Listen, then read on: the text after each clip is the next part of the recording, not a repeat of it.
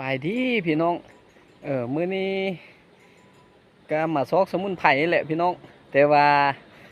จีพาพี่น้องมาเบิ่งทิวทัศน์ธรรมชาติเนาะยามหนาวฤดูหนาวพี่น้อง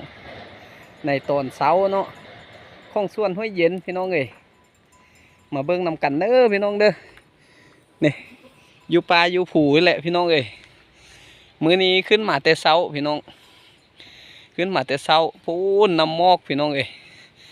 หมอกกุมเต็มเลยนี่ส่วนห้วยเย็นเด้อที่แข้งล่วงพระบางพี่น้องนี่อันนั้นแม่นเทศบาลแข้งบ่เห็นยังเลยพี่น้องน้ำหมอกกุมเต็มนี่พี่น้องเอ้ยแล้วจะพาพี่พาน้องมาเบิ่งเรื่องแม่คำเดือนเนาะพี่น้องเนาะ แม่คำเดือนหรือว่าคนที่ว่าเกิดลูกแล้วจีคำเดือนนะพี่น้องคำเดือนอยู่กำนะเพื่อนห้องเนาะเนี่ยมาแต่เช้าพี่น้องเนี่ยอันนี้มันกกแขล้าวด้วยพี่น้องเด้อกกแขล้าวเนาะกกแขล้าวเนี่ยให้เอาลำมันเด้อพี่น้องลำหรือว่าฮากก็ได้เนาะอันนี้มันตัวผู้เด้อพี่น้องเลยอันคันตัวแม่นี่ก็เปลี่ยนคือกันเนาะแต่ว่าใบมันใหญ่กว่านี้เนาะอันนี้มันตัวผู้พี่น้องแล้วตัวแม่เขาได้ตัวแม่นี่มันจะหอมแล้วให้พี่น้องนั้นเอ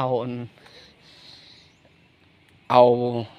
ลำมันหรือว่าห้างมันไปต้มพี่น้องเลยไปต้มให้แม่คำเดือนกินนะสวยครับน้ำข่าวป่าสวยบำรุงร่างกายของแม่คำเดือนหันเนาะเห็ดให้บุลูกเข้าอูไว้พี่น้องแล้วก็สวยกระตุ้นน้ำนมเนาะสวยกระตุ้นน้ำนมให้แม่คำเดือนพี่น้องเอานำไปเฮ็ดไปใส่เด้อเนาะผู้ที่ว่า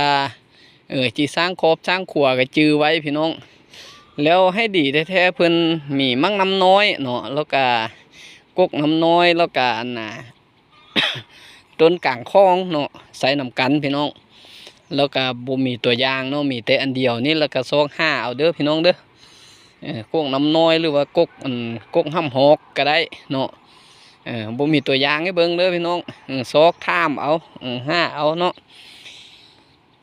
เอาเบิ่งไปนำกันพี่น้องเรื่องสมุนไพรเฮาเนาะกับสมเด็จสมุนไพรเป็นเอาได้ก็ช่วยเป็นกำลังใจให้ข้าพเจ้าเนาะกดไลค์กดแชร์เพื่อเป็นสะพานบุญนำกันพี่น้องนี่มื้อนี้มาเบิ่งสมุนไพรแล้วก็เบิ่งทิวทัศน์ธรรมชาติไปน้ำพี่น้องสะอ่อนมอกมอกพี่น้องหนาวเรื่องอากาศก็บ่หนาวไล่พี่น้องแต่ว่ามอกไล่เนาะมอกไล่เนี่ย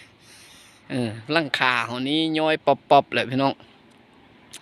เอาขอบใจไล่เด้อพี่น้องเด้อคลิปนี้ก็ขอโจเพียงเท่านี้ก่อนเนาะเอาไว้คลิปหน้าคอยมาพอกันตืมกับสมเด็จสมุนไพรผู้เก่าผู้เดิมเด้อพี่น้องเด้อ